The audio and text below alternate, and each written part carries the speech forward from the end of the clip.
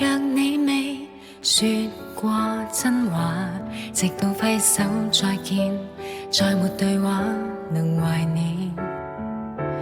當我還聽你的呼叫，未算感人，但我很眷戀，留着當磨練。